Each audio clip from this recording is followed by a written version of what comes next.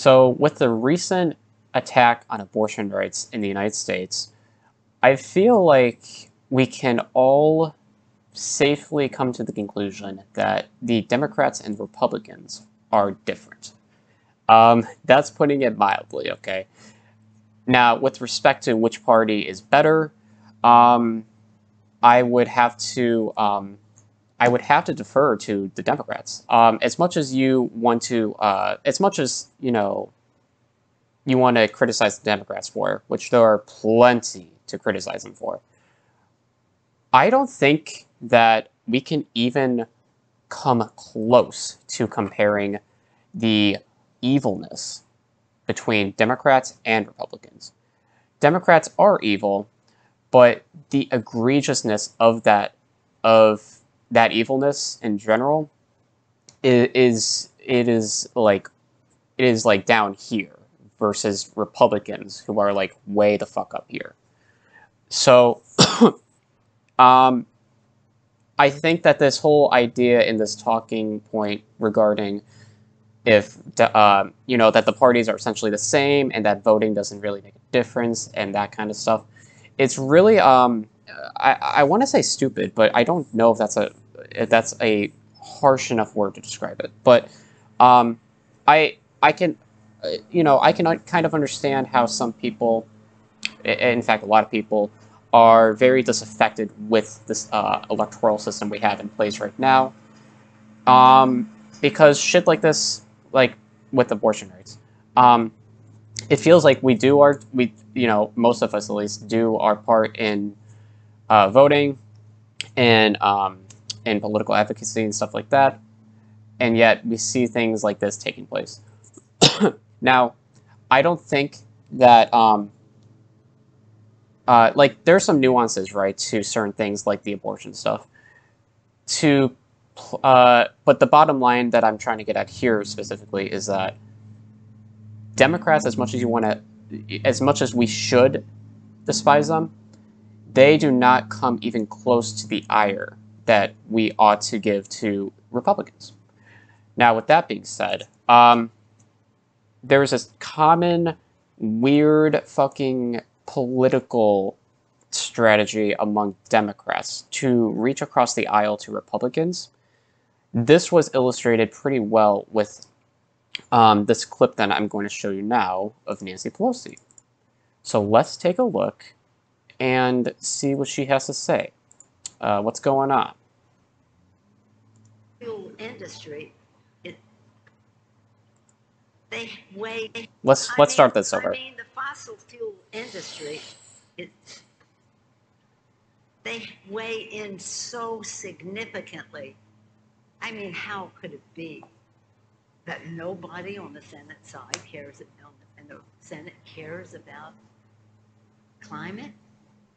Some of them do, and they talk about it. When it comes to the votes, it just isn't there.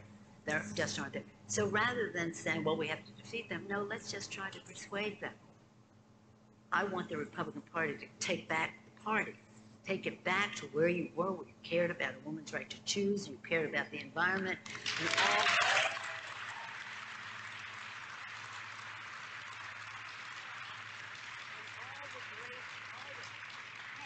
Here I am, Nancy Pelosi, saying this country needs a strong Republican Party, and we do.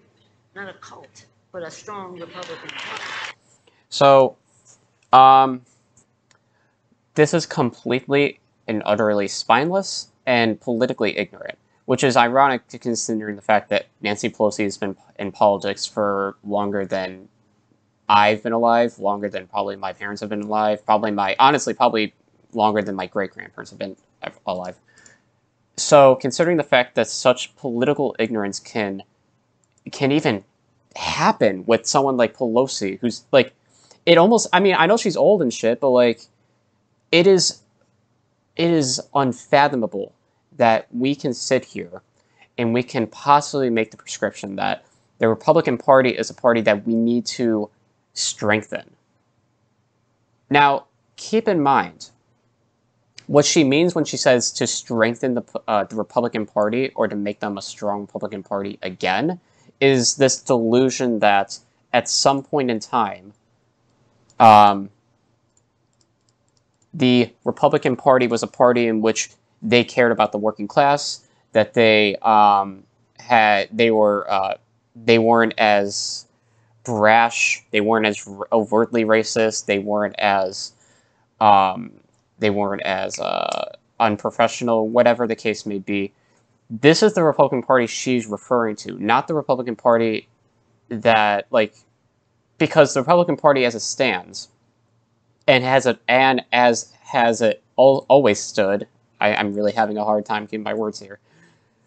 Is a party in which is completely engulfed in xenophobia and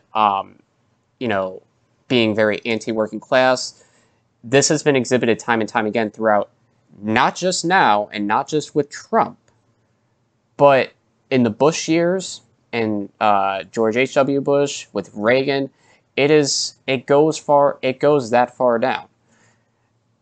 And it's just crazy to me that, and this really just illustrates again the fact that Democrats in general are completely spineless. Like this, because to them it's a matter of performativity, right? It's a matter of virtue signaling. It's a matter of reaching across the aisle and portraying themselves as being the reasonable party. And we saw at the beginning of this clip, I would say like her throwing stones in a glass house, considering the fact that it's not just, Republicans who are in bed with the fossil fuel industry. There's also Democrats who are, probably to a lesser extent, but there's certainly some Democrats that are receiving funding through the fossil fuel industry. But not just through them, through other means, or through other lobbyists and special interest groups. So that was interesting, actually, at the beginning with this whole, they're corrupt and they're in bed with fossil fuel industry and all that. But anyway, we really need to understand and realize that Republicans are very evil. And that's not me being hyperbolic or anything like that. I genuinely believe that if they remain politically relevant in this country, then they are, then this not just this country. An argument could be made that this entire world will become a wasteland. And I'm serious when I said that, because Republicans are the party of killing trans people. They are the party of being anti-democratic. They are the party of anti-climate change. They or not even that. They don't. Some of them don't even believe climate change is happening, or they say they don't believe it's happening. So there's a lot here that it's not even close in terms of egregiousness compared to Democrats, and we need to realize this, because as much as you should hate the Democrats, because there's a lot to criticize them for, I am not suggesting otherwise. But what I am saying is that the alternative, the more viable party, the Republicans, are fucking crazy. Have you guys seen, like, I mean, everyone seems to have a story nowadays, but, like, do you guys see the way, like, the MAGA crowd, like, interacts with people on, like, social media? They're lunatics, like completely engulfed in conspiracy theories. I mean, there's a good chunk of them who probably still believes that Trump won and that the election was stolen. There's a good chunk of them who believe in the Great Replacement theory. There's a lot of fucking insanity on the Republican side. It's almost too numerous to like count. And unfortunately, with the propagation of, Tucker Carlson and his and the messages that he sends through his show, which is usually parroting, like the 14 words or some other fascistic talking point, it has led many people, especially normies, to fall down this rabbit hole. And it has resulted in many of whom being radicalized. And when you think about it, like the reach and scope that like Tucker Carlson has, for example, is unprecedented, and he is constantly, like I mentioned, just pushing forth these very far right talking points, and it's unfortunately become ubiquitous considering the scope in which he has, right? And of course, there's influencers on through new media, and it's really just become a matter of the ubiquity and the normalization of fascism within this country that has led many people to stomach the insanity of Republicans. And we either have a Democratic Party who is unable or unwilling to adequately challenge this currently very far right party. Now, some propose that we make the third party candidates more viable, and honestly, that'd be great. But the way in which our election system is structured right now makes that very difficult, if not very much impossible. So it's just a matter right now of just like understanding that like Republicans, in terms of badness, are like way the fuck over there, and Democrats are, they're also bad, of course, not to the same extent as Republicans. Now, and again, I can understand why some people may be disaffected with the political system, and that's why some people get roped into the far right through the guise of anti-establishment and being anti-democratic. Like Glenn Greenwald, for example.